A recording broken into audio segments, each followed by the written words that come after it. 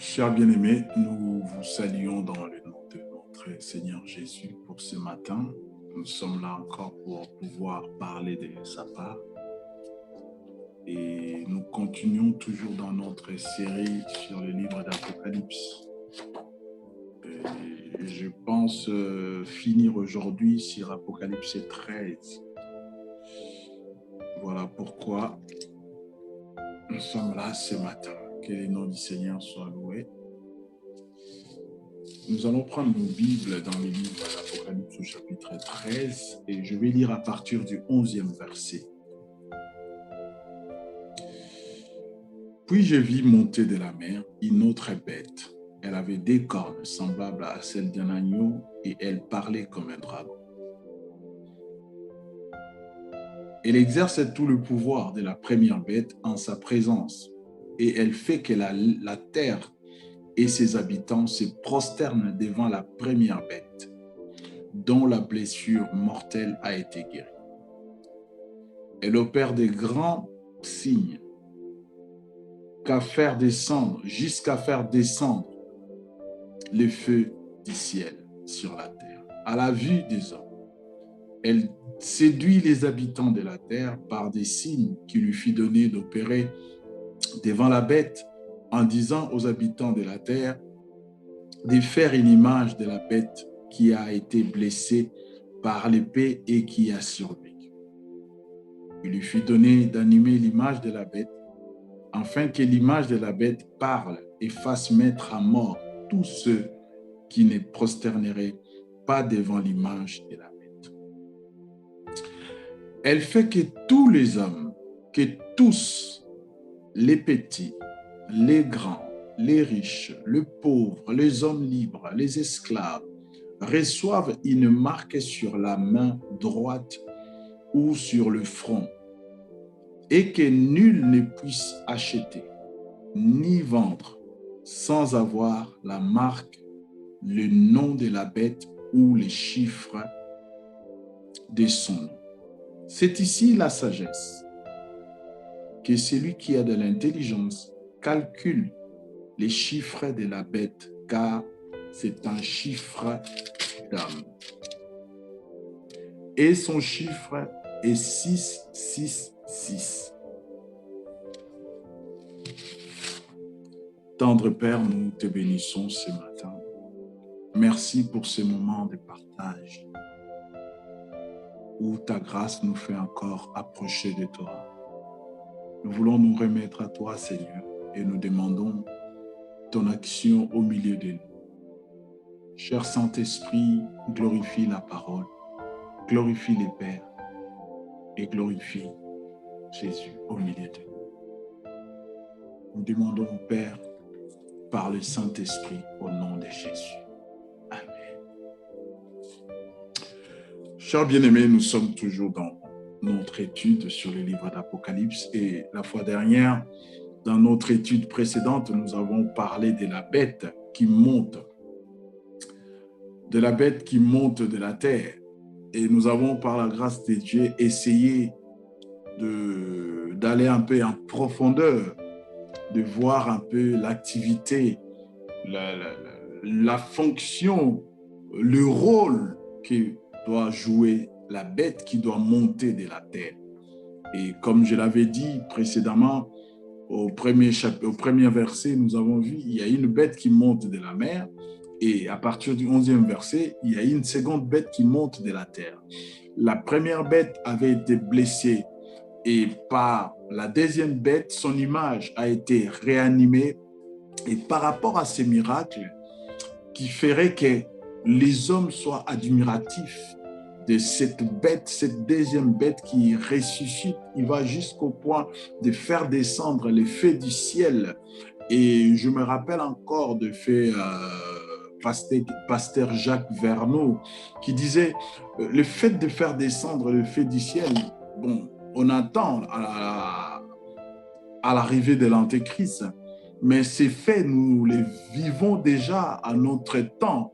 Si nous voyons toutes les bombes, toutes les fabrications d'armement aujourd'hui, le but c'est quoi? C'est de détruire Quand vous prenez la bombe à neutron, la bombe à Népal, c'est des bombes où, une fois bombardées dans une contrée, c'est une hécatombe, c'est catastrophique.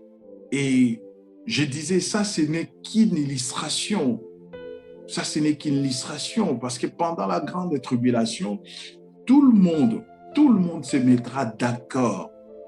Quand je dis tout le monde, tous les pays se mettra d'accord autour d'une religion. Et l'Antichrist sera le chef de cette religion. Et tout le pouvoir sera centré sur l'Antichrist parce qu'il aura déjà tué les 2 témoins sur l'esplanade de Jérusalem.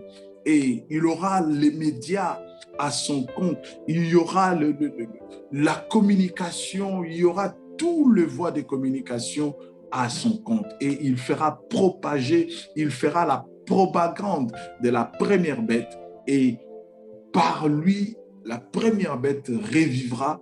Et le but, c'est quoi? Le but, c'est de faire apparaître l'impie, l'homme du péché. Et quand l'homme du péché apparaîtra, c'est là où, bien aimé, les choses seront très, très, très compliquées.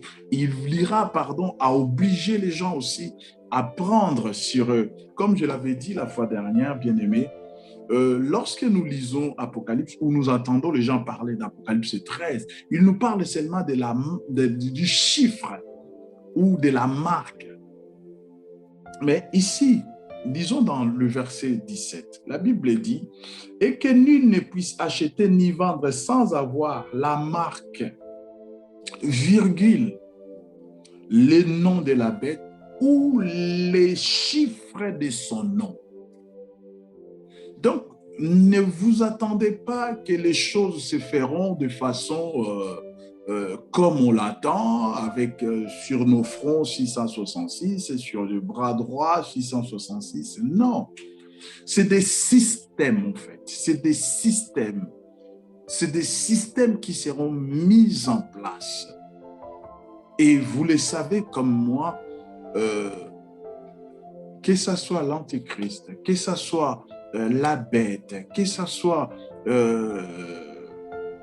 l'Antéchrist, la bête, que ce soit l'homme du péché, il y a eu trop de confusion sur ces 3 éléments. Et nous avons confondu la bête, la première et la deuxième. Déjà, la plupart, on ne fait pas la distinction entre la première et la deuxième bête et tout. Et à ce moment-là, on est vraiment dans la confusion. Donc, nous avons essayé dans la vidéo précédente d'expliquer le rôle de la deuxième bête. Le rôle de la deuxième bête sera de ramener les gens à adorer la première bête, à se prosterner, à se soumettre. Et la Bible dit, elle fait que tous les petits, les grands, les riches, les pauvres, les hommes libres, les esclaves reçoivent une marque sur la main droite ou sur le front. Vous savez, bien-aimés, lorsque nous parlons de la main droite, la Bible dit Christ est assis à la droite du Père. Et lorsque la Bible parle de la droite signifie la puissance, l'influence, la force. Ce ne sera pas seulement donner vos mains ou je sais quoi pour être vacciné, pour être tatoué. Je ne crois pas à cela. Ça sera de puissance, ça sera une puissance. Et le fait d'accepter cette puissance nous exclura carrément de notre destinée. Ça, je parle surtout parce que je suis dans cette configuration où l'Église est déjà enlevée, où l'Église est au ciel et qu'il y a la grande persécution. Et pendant la grande persécution, c'est là où le Seigneur descendra. C'est là où il sauvera tout Israël, comme il est écrit dans les livres de Zacharie.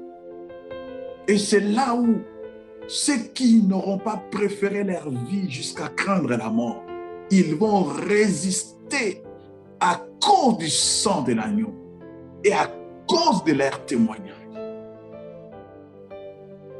Donc, ce qui fait que, bien aimé, il nous faut, et la Bible le dit bien, c'est ici la sagesse.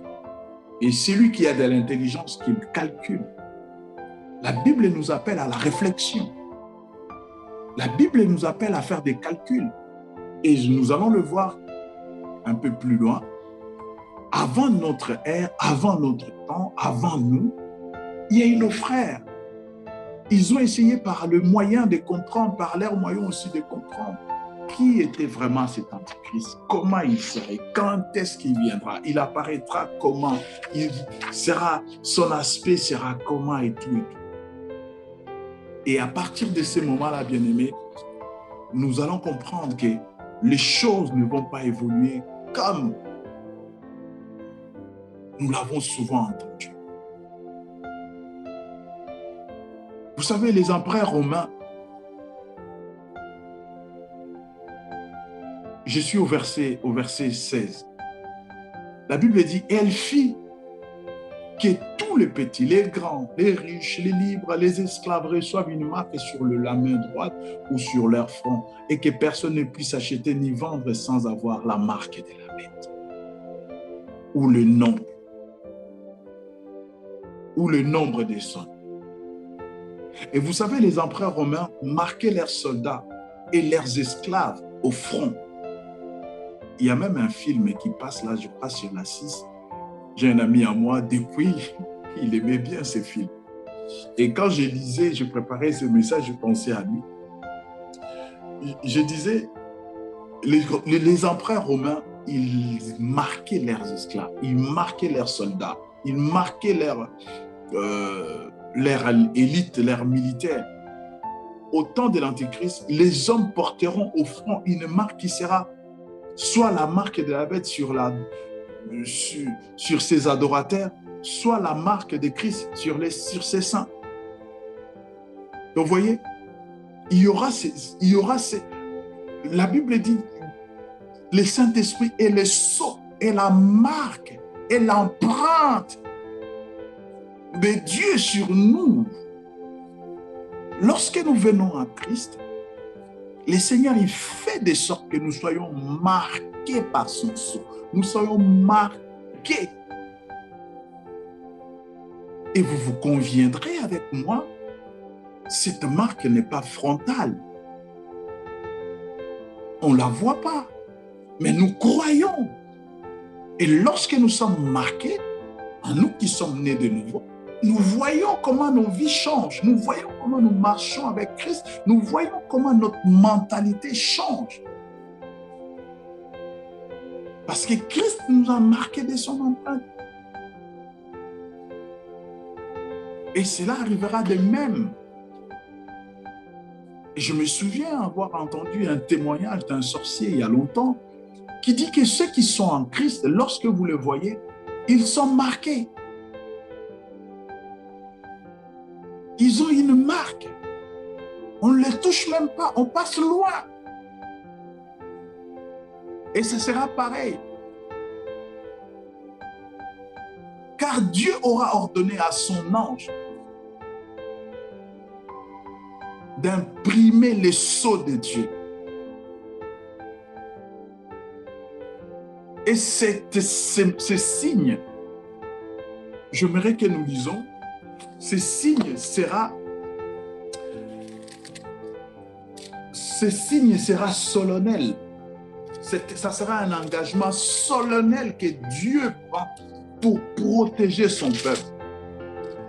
Apocalypse 7, versets 3 à 4.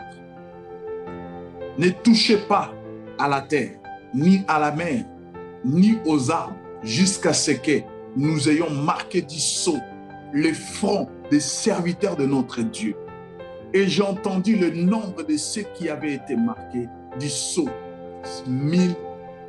144 000 de toutes les tribus, de tous les fils d'Israël. Dieu ordonnera à l'ange et il interdira.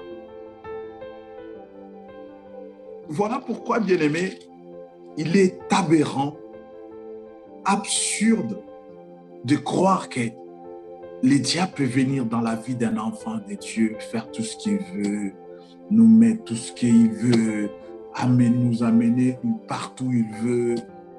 Si ça aurait été le cas, franchement, ça ne sert à rien de croire en Christ.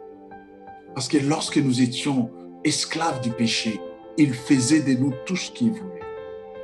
Et a fortiori, aujourd'hui, nous sommes enfants de Dieu. S'il peut faire encore pareil, à quoi bon de croire alors?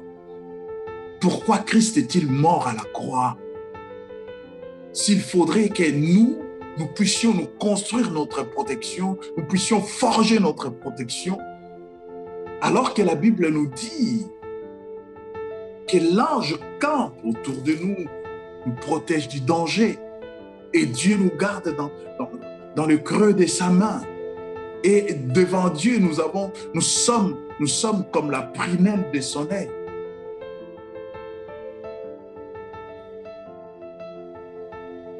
Et il pose la question à Israël, il dit, comme une poule couvre ses poussins, comme une poule. Puis il dit, mais si une poule arrive à protéger ses poussins, a fortiori Dieu. Donc je disais, Dieu ordonnera à l'ange de protéger ses siens, de poser la main sur leur front. La marque de la bête est mentionnée 6 fois dans les livres d'Apocalypse. Il semble qu'elle revête 3 aspects particuliers selon le verset 17. Pour gagner du temps, nous pouvons le voir là où nous sommes dans Apocalypse 13, verset 16, Apocalypse 17, ou je préfère que nous les lisons, Apocalypse 17, verset 14. Apocalypse 14, 9. La Bible dit, un troisième ange les suivit en disant d'une voix forte, si quelqu'un ne se prosterne pas devant la bête et son image et reçoit une marque sur le front ou sur la main.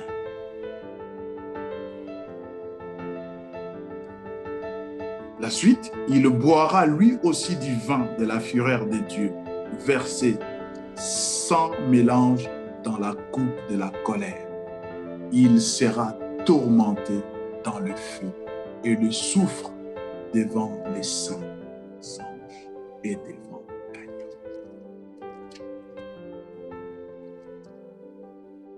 Le mot est utilisé encore dans Apocalypse 16, verset 2.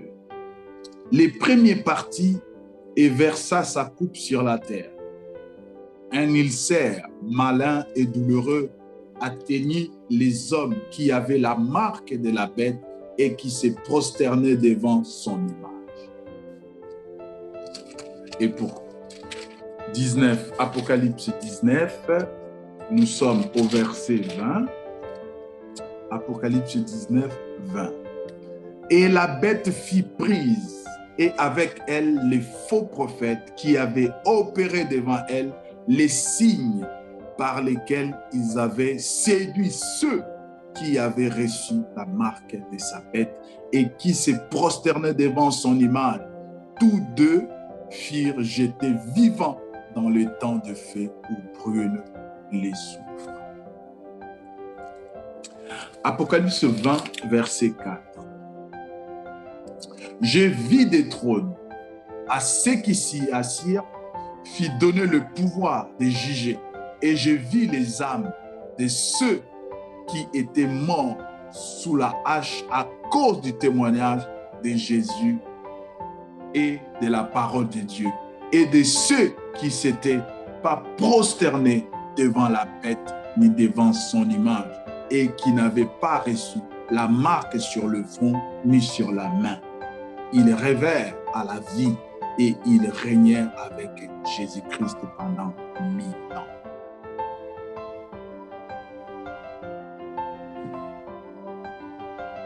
Amen. Nous voyons, je disais, le nom de la bête revient au moins 6 fois, rien que dans les livres d'Apocalypse. Et les signes distinctifs de la bête qu'il en soit sera imprimé sur la main droite, soit sur le front, pas nécessairement sur le dos. Aujourd'hui déjà, après beaucoup, tout ce que nous voyons, nous savons que ce n'est pas encore le moment. Et ces choses ne sont qu'à une phase expérimentale.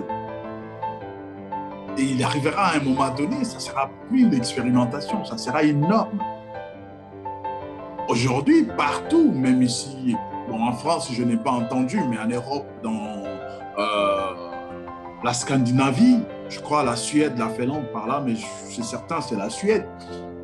Ils sont loin avancés avec la puce. Une puce qu'on te met, il y a toutes tes informations, toute ta vie, toute ton identité. Et en France, c'est l'empreinte digitale. Aujourd'hui, il y a des accès où tu passes qu'avec ton empreinte digitale. Et toutes ces choses ne sont qu'à leur phase expérimentale. Comme les diables, il n'est pas omniprésent. Il fera comme contrôler l'humanité par des systèmes électroniques. Et il aura les contrôles, c'est lui qui va juger, chose qui ne s'est pas encore fait aujourd'hui. On ne nous a pas encore obligés de ne pas acheter, de ne pas vendre si on n'a pas la marque. Aujourd'hui, sans vaccin ou pas sans vaccin, on peut acheter. C'est vrai qu'il y a certaines restrictions, mais on ne nous refuse pas de s'alimenter. On ne nous impose pas le vaccin. S'il n'y a pas le vaccin, tu ne vas pas acheter, tu ne vas pas vendre. D'ailleurs, la plupart de ceux qui n'ont pas le vaccin, ils ne vendent pas, ils achètent. Donc, ce n'est pas ça. Ce n'est pas ça. Ces choses ne sont qu'à leur phase expérimentale. Et les diables, c'est un malin. Et vous savez comme moi que les diables travaillent avec les autorités de ces mondes. Les G20, les G7, toutes ces choses-là, ONU, Union africaine, tout ça, c'est des agents du diable. Vous le savez, ce n'est pas moi. Allez sur YouTube, vous verrez, ils sont dans des sciences occultes et ils ne se cachent plus. Ils ne se cachent plus. Vous ne me direz pas que l'Union européenne, l'Union africaine, l'ONU ou tout ce que vous voulez, SADC, tout ce que vous voulez, toutes ces organisations, ils sont majoritairement dirigés par les enfants de Dieu. Vous ne me direz pas ça. Et le monde est en quelque sorte à la merci de ces gens. Et comme la Bible dit, il lui a été permis, tant que Dieu ne permet pas, tant que le temps de Dieu n'est pas encore arrivé, croyez-moi bien-aimé, le diable n'a pas le pouvoir d'agir sur son propre chef. Il agit selon les limites qui lui ont été tracées. Il ne peut pas aller au-delà. Et je disais, bien-aimé, nous voyons aujourd'hui le puce électronique, les empreintes digitales, toutes ces choses, bien-aimés, toutes ces choses, je pense même, c'est la raison qui a poussé certains spéculateurs à dire comme quoi les vaccins, c'est une puce qu'on inocule à ceux qui se font vacciner pour les contrôler. Mais ce n'est pas encore le temps. Ce n'est pas encore le temps. Ce n'est pas encore le temps. Donc, voyons que dans ces choses, dans cette puce, il y a tout. Il y a ton CV, tes références bancaires, ton identité, ton adresse, tout. Et lorsque l'Antichrist régnera, les marques de la main et du front seront peut-être aussi des cellules électroniques. Ça, c'est une supposition. Mais pour bien contrôler, bien-aimé, aujourd'hui, je pense que ce sera des cellules électroniques. C'est là où il sera devant son ordinateur, il contrôlera tout le monde. Il sera devant son écran, j'allais dire, et il contrôlera tout le monde. Et ses agents, comme nous le savons, il les éparpille partout pour avoir les infos. Et c'est comme cela qu'il agira. Il ne pourra donc agir la main droite sans l'autorisation du surhomme. Pour le truchement de la cybernétique, exercera un contrôle absolu sur les actions et les transactions des hommes. Et ce qui est pire, les cerveaux seront conditionnés. Nul n'osera penser librement. Les superordinateurs de l'Antichrist détectera. Est-ce que sera-t-il capable de détecter les réflexions et les sentiments intimes des individus? Quand la Bible parle du front, est-ce que ce n'est pas le cerveau qui sera contrôlé? Ce n'est pas l'intelligence, la pensée de l'homme qui sera contrôlée. En quelque sorte, les hommes vendront leur intelligence. Ils vivront que pour la bête. Ils les jureront que sur la bête. Ils ne feront rien sans que cela ne soit ordonné par la bête. C'est pareil comme la Bible dit, tu ne seras pas la tête, tu seras pas la queue, tu seras la tête et non la queue. Ce n'est pas la tête de la... Non. Est-ce que tu seras un centre de réflexion? Est-ce que tu seras un centre d'intelligence, de sagesse? Ou tu serviras juste pour accompagner l'humanité, pour accompagner les choses? Et beaucoup l'ont pris, ne sera pas la tête et la queue pour les richesses. Donc si tu as beaucoup d'argent, tu n'es pas la queue, tu es la tête. Donc Bill Gates est la tête. Warren Buffett est la tête. Aberration.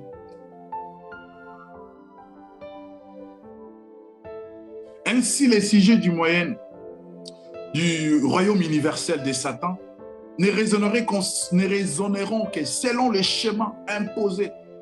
Toute pensée sera menée comme la Bible dit, je l'ai dit déjà. Le diable, c'est un imitateur. Et il va imiter 2 Corinthiens 10:5. Il va amener toute pensée captive à son obéissance. Et les hommes ne penseront, ne jureront que sur lui. C'est lui le surhomme. Il a réussi à ressusciter la première bête. Et il fait descendre le feu du ciel. Il mettra toutes les religions d'accord autour de lui. L'écuménisme, ce n'est qu'une préparation. Toutes les religions, ils se mettent ensemble, on n'a qu'un seul Dieu. Les bouddhistes, les musulmans, les chrétiens, tous ensemble. Les orthodoxes, tous ensemble. Mais bien aimé, les bouddhistes ne croient pas en Dieu.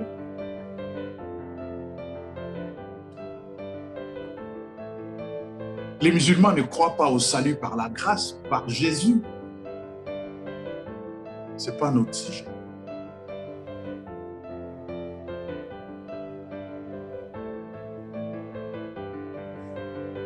C'est vrai, bien aimé, là nous sommes juste dans une étape de spéculation. Mais je pense qu'il y aura un moment où les choses ne seront plus comme nous pensons aujourd'hui. Nous verrons clairement les choses. Oh bon, nous ne sera pas là. Mais les choses se dérouleront comme la Bible est dit. Et si vous croyez que la Bible est la vérité, cela s'accomplira comme cela est écrit. Et aujourd'hui, les chrétiens sont appelés à discerner les signes avant-coureurs de cette révolution sociologique et à y faire opposition. La Bible dit dans 1 Jean, chapitre 2, verset 10. Petit enfant, c'est la dernière heure. Et comme vous avez appris qu'un antichrist vient, il y en a maintenant plusieurs antichrists.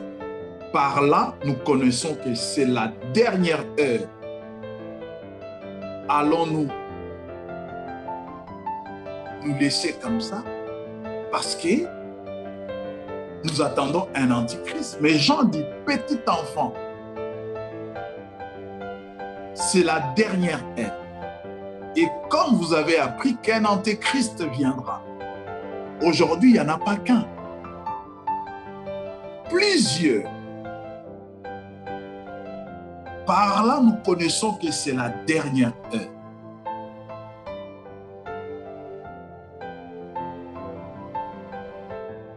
Bien-aimés, est-ce que allons-nous maintenant capituler devant la puissance de cet esprit, ou nous mettrons-nous résolument à la disposition de Christ notre Seigneur, quels qu'en soient les prix à payer aujourd'hui?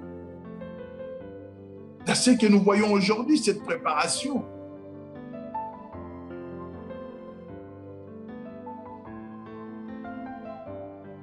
Et la Bible dit, c'est ici la sagesse, que celui qui a de l'intelligence calcule le nombre de la bête, car c'est un nombre d'hommes, et son nombre est 666.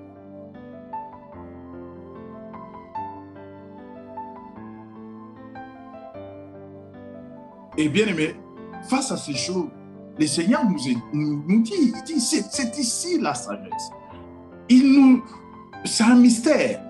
Que celui qui a de l'intelligence, ce n'est pas tout le monde. Que celui qui a de l'intelligence calcule, c'est un mystère. Et le Seigneur nous invite à recevoir son intelligence et sa sagesse, comme il le fera encore au temps où il relèvera les secrets du mystère de l'iniquité.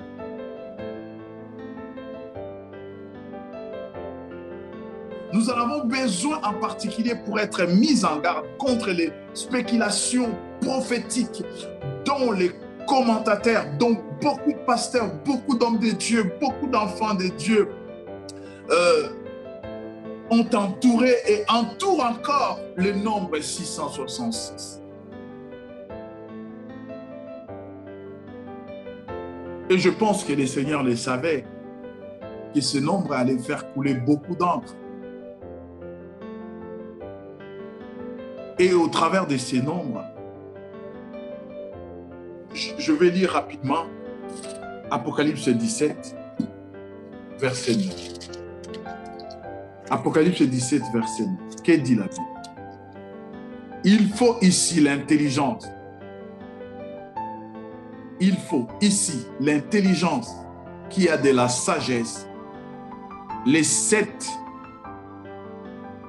têtes sont 7 montagnes sur lesquelles la femme est assise. Il faut ici de l'intelligence. Il faut ici de l'intelligence. Et l'intelligence pour calculer les choses, l'intelligence pour comprendre les choses. Et c'est ici. Donc il nous faut de l'intelligence. Ce n'est pas de l'intelligence qui vient de l'instruction, c'est de l'intelligence. Et l'intelligence est innée. Et ces nombres a suscité diverses hypothèses. Et je vais vous en donner quelques-unes. Et au temps de l'apôtre Jean, on s'est contenté d'additionner 6 des 7 chiffres romains et l'on obtenait 666. À l'époque de Jean, on s'est contenté juste d'additionner les 6 chiffres des 7 chiffres romains. Donc, il prenait I, et I, il donnait la valeur de 1. Il prenait V, 5. Il donnait la valeur de 5. X, il donnait la valeur de 10. L, il donnait la valeur de 50. C, il donnait la valeur de 100. D, il donnait la valeur de 500. Et ces 6 chiffres, lorsque nous additionnons leurs valeurs, ça nous donne 666. Si vous pouvez le voir.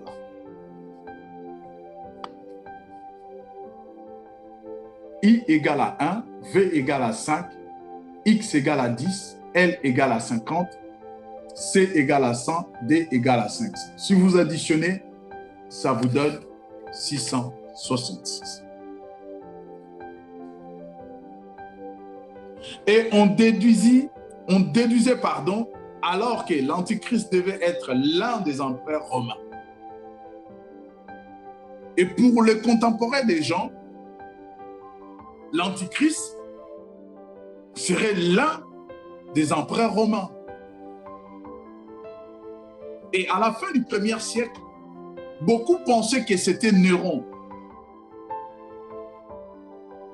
Alors que Néron avait déjà régné 32 ans avant, plus même. Et Néron avait rempli toutes les conditions pour être l'Antéchrist. C'est Néron, bien-aimé, qui a offert sur l'autel de Dieu un porc. Lorsque nous lisons dans les livres de Daniel. Et en attribuant aux lettres hébraïques de César Néron,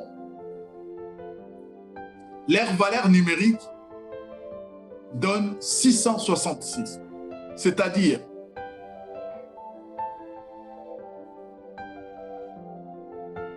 j'ai dit les chiffres hébraïques de César Néron qui donne fait K-S-R-N-R-O-N.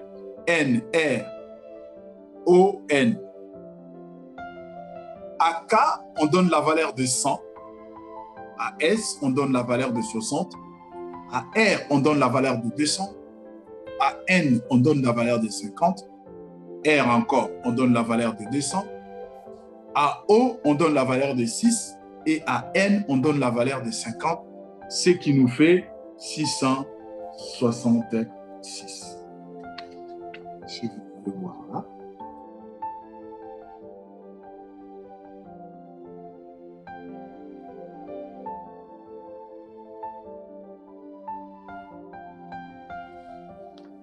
Ça nous donne la valeur de 666. Donc, les contemporains des gens, pour eux, c'était Néron. Il remplissait toutes les conditions. Il était cruel, il était méchant. Il a persécuté l'Église. Il a tué les frères, les sœurs, les prophètes. Et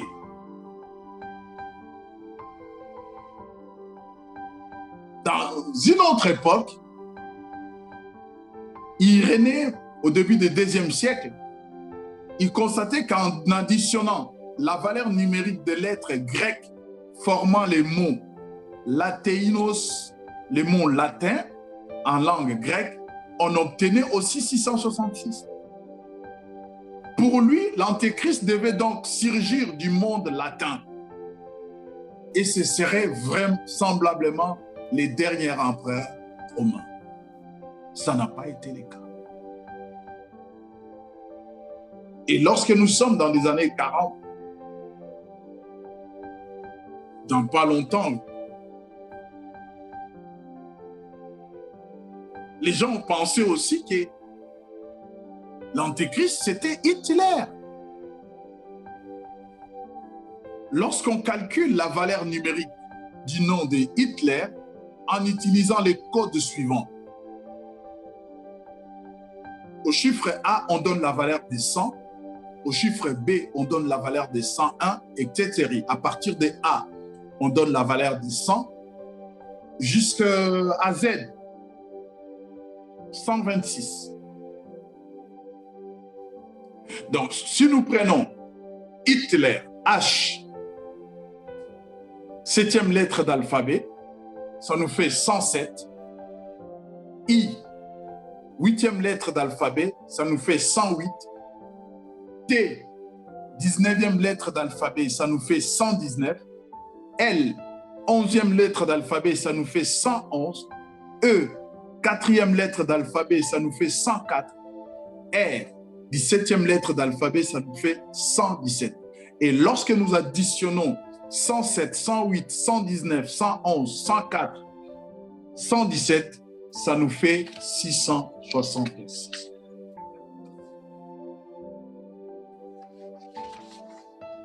Ça nous fait 666. Donc, même aujourd'hui,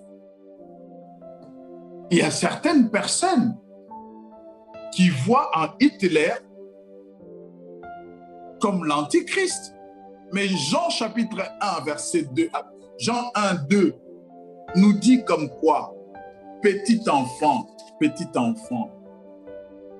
maintenant, plusieurs antichrists parlent.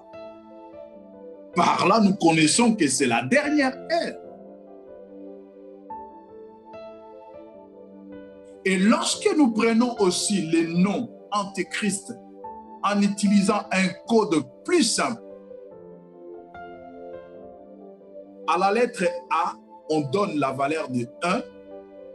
À la lettre B, on donne la valeur de 2. À la lettre J, on donne la valeur de 10. À la lettre K, on donne la valeur de 20. À la lettre L, on donne la valeur de 30. À la lettre S, on donne la valeur de 100. À la lettre T, on donne la valeur de 200. Cela nous amène aussi à 666.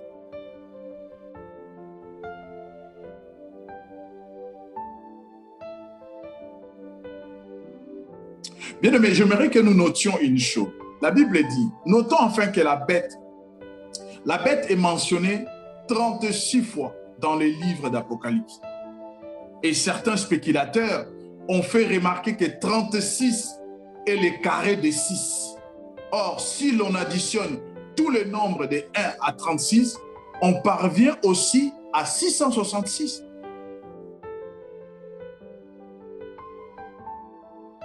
Ça, c'est le calcul qu'on est en train de faire. 36 fois, le nom de la bête est signé dans le livre d'Apocalypse. Et 36 est le carré. 36 est le carré de 6 est le carré de 36. Et lorsqu'on additionne le nombre de 1 à 36, on parvient aussi à 666. Et les chiffres, on peut les manipuler. Si, comme moi, vous avez fait la comptabilité, vous savez, les chiffres, on peut les manipuler, on peut faire des écritures un peu fallacieuses, manipuler, basculer, ventiler, faire ceci avec les écritures, avec les chiffres. Les chiffres, comme vous le voyez, sont facilement manipulables et aisément à la spéculation de tout le monde. Mais la précision donnée par les textes, bien-aimés, est infiniment plus importante que toutes les hypothèses gratuites déjà échafaudées par rapport à ces messages. Autour du chiffre 660. La Bible dit que celui qui a de l'intelligence calcule le nombre de la bête, car c'est un nombre d'hommes. Celui qui a de l'intelligence calcule, c'est un nombre d'hommes.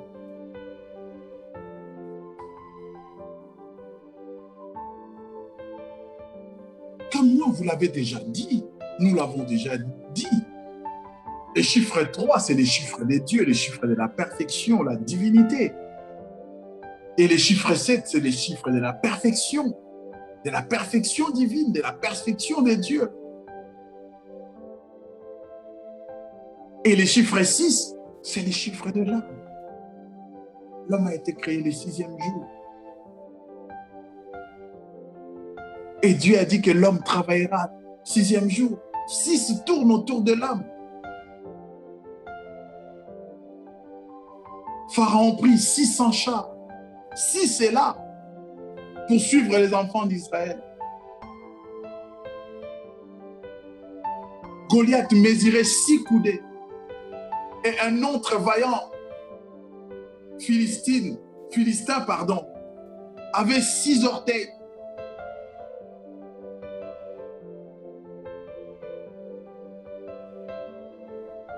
Il avait 6 doigts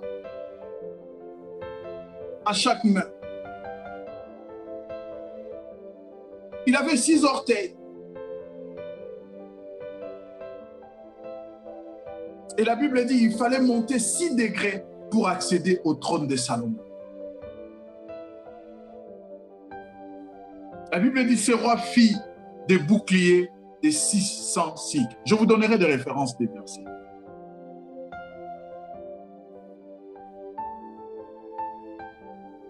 Et sous son règne, un char venait d'Égypte, valait 600 cycles. Et le détail plus significatif encore, 666 talents d'or arrivaient chaque année à Jérusalem. Enfin, la grande statue érigée par Nabuchodonosor et offerte à l'adoration de foule avait 60 coudées de haut et 6 de large. Je vous donne les références de tout ce que je pris comme référence. Genèse chapitre 1er, versets 26 à 27 et les versets 31. Exode chapitre 20, verset 9. Exode chapitre 14, verset 7. 1 Samuel 17, 4 et 7. 2 Samuel 21, 20. 1 Roi 10, 19. 1 Roi 10, 16. 1 Roi 10, 29. 1 Roi 14. Et Daniel 3, 1. Et nous voyons que le nombre 6 est celui de l'homme et souligne ses limitations et son insuffisance. Par contraste, le nombre 7 est celui de Dieu et témoigne de la perfection et de l'absolu de sa nature. Dans cette folie téméraire, l'Antéchrist ira jusqu'à se proclamer Dieu. Dans sa folie téméraire, il ira jusqu'à se proclamer Dieu sans jamais quitter sa condition d'homme. Il voudra atteindre la perfection de Dieu sans jamais y parvenir. Satan l'élèvera par sa puissance, puisqu'il lui donnera cette phrase qui est répétée dans Apocalypse 13. 6 fois, il va usurper le pouvoir pour un temps qu'il sera sur son trône terrestre. Il va régner, il va faire croire aux gens, c'est lui le Messie, c'est lui, comme je l'ai dit l'autre fois, il fera même croire à Israël, c'est lui le Messie. Et il fera alliance avec Israël, gloire au Seigneur, parce qu'ils le comprendront que ce n'est pas lui. Et lorsque celui qui posera ses pieds sur le mont des Oliviers viendra, c'est lui là vers qui Israël tournera ses yeux. Et en grec, pour finir, je vais aller rapidement, 666 s'exprime X, C avec un tréma, avec un petit chapeau, et C avec un tréma.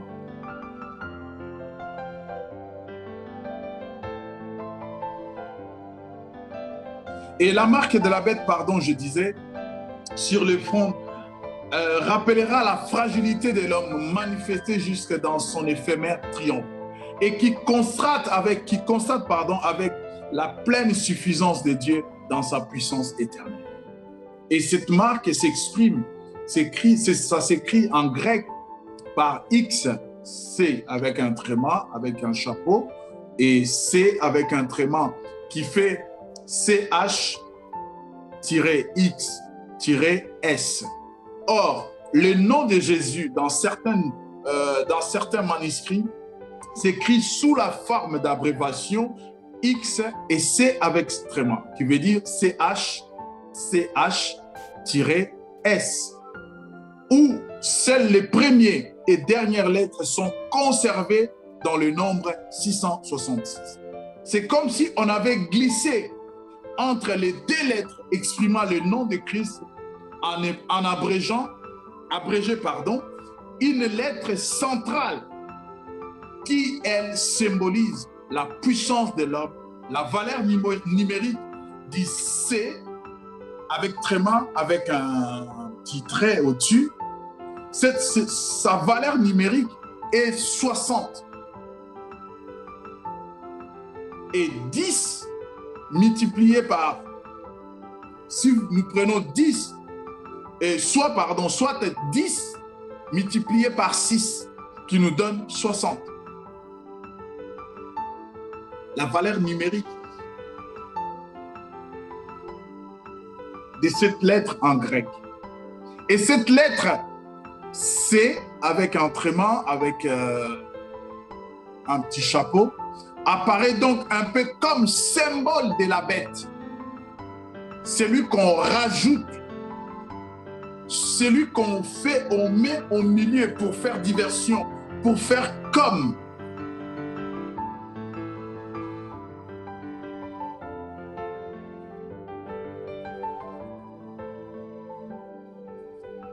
Cette puissance usurpée, cette force usurpée,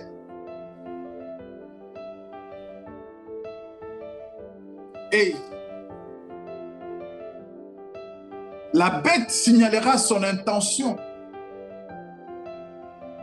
Il ne va pas se cacher. Et la bête, en agissant ici, ça serait pour faire croire aux gens que c'est lui le Messie, c'est lui le Christ. Mais il n'aura pas l'essence, l'amour. L'amour. L'amour. C'est ça le message central. Le message que Jésus est venu annoncer, l'amour. L'Antichrist, malgré les miracles, malgré les impressions qu'il donnera, il ne saura pas se manifester comme amour. Il peut y avoir de l'amour, mais il ne saura pas se manifester comme l'amour. Et cela nous amène, bien-aimés,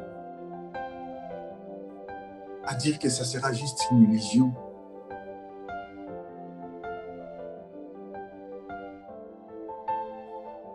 Vous savez, bien-aimés, lorsque Dieu appelle Abraham, Abraham s'appelait Père élevé. Et lorsque Dieu l'appelle,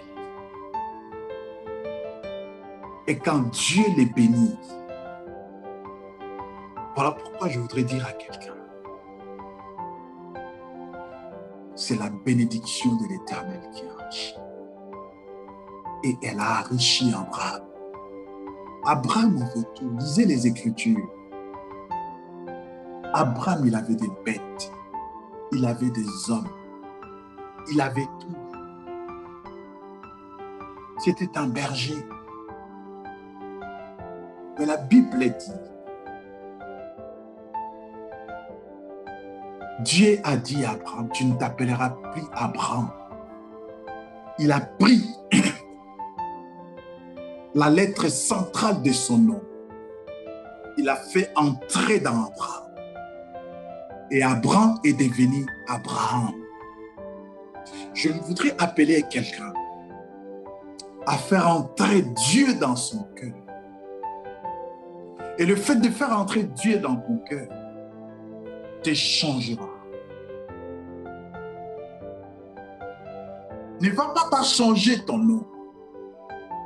Cela ne te changera pas. Le fait d'avoir changé ton nom ne te changera pas. Même si tu as pris un nom d'emprunt, même si tu as menti sur ton nom, cela ne te changera pas. La seule chose qui te changera, lorsque Dieu prendra sa vie et il mettra en toi. Dieu a pris la lettre centrale de Yahvé. Entre Y et A, il y a H. Et Dieu l'a pris, entre A, Y, A et V, il y a H. Dieu a pris les H là, il a donné à Abraham. Il a dit, tiens, prends. Tu ne seras plus père élevé. Je suis le seul à être élevé.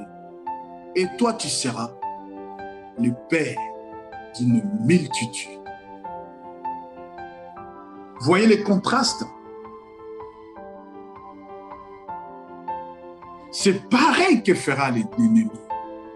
Il fera juste changer quelque chose pour tromper l'intelligence des gens et faire apparaître comme le Messie. Mais ça ne sera pas lui.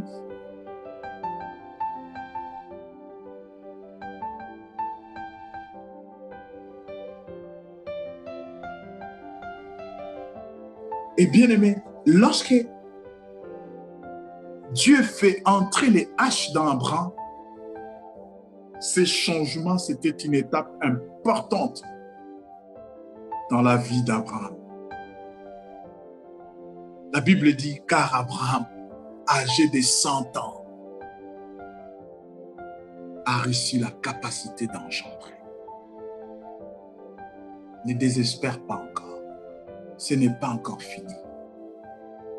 Les grands H, les grands hommes a besoin de toi. Fais-lui entrer dans ta vie. Il te donnera ce qu'il t'a promis. Il te donnera ce que tu n'as pas pu avoir dans le monde. Il te donnera tout ce que tu as cherché pendant toutes ces années. Juste les H. Je vous épargne les détails.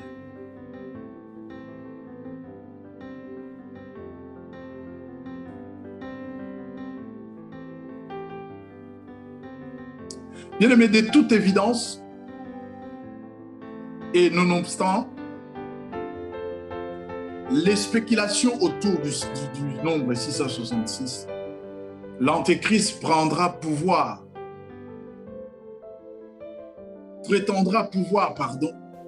accéder à la toute-puissance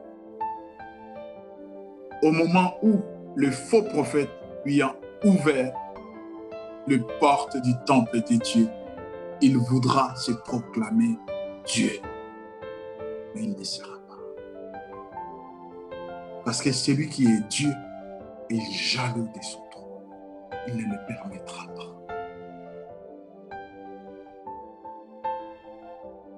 Et à cause de cet acte blasphématoire, de cette audace qui va lui précipiter avec ses agents, et Dieu ne le permettra pas, il va le venger tout de suite. Et voilà pourquoi, lorsque nous sommes, que celui qui a de l'intelligence calcule les chiffres de la bête, car ce chiffre est 666. Le chapitre 14 nous ramène au ciel dans la présence de Dieu.